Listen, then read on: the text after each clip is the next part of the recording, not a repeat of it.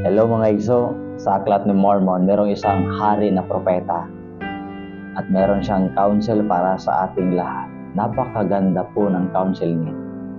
Ito po yung tamang-tama po talaga sa atin dahil sa kapanahunan natin ngayon, merong iba pang mga tao na hindi naniniwala sa Diyos. Kung naniniwala man ay nahihirapan pasundin ang ating Ama sa langit.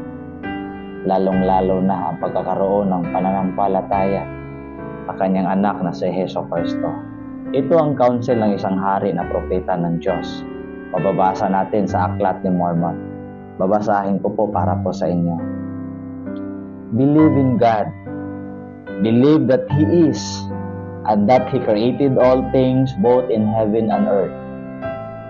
Believe that He has all wisdom and all power both in heaven and in earth.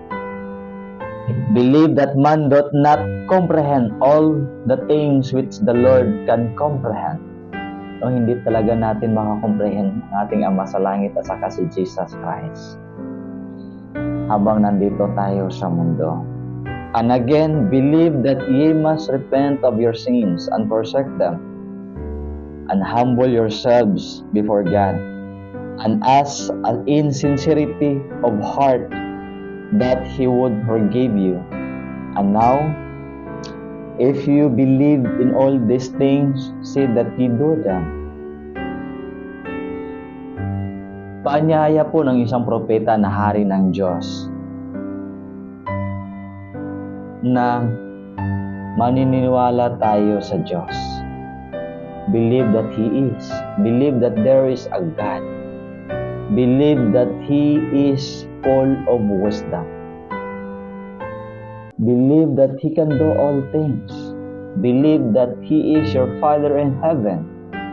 And we have the Savior, the Lord Jesus Christ. Brothers and sisters, let us increase our faith and testimony of the Father and the Son. Let us continue to pray to our Father in heaven in the name of Christ. Let us continue to read the scriptures in order for us to know more about Christ by the power of the Holy Ghost. Let us continue to go to church, worship the Father and the Son. Brothers and sisters, again, let us believe in God, the Father, and His Son, Jesus Christ, our Savior and Redeemer. In the name of Jesus Christ. Amen.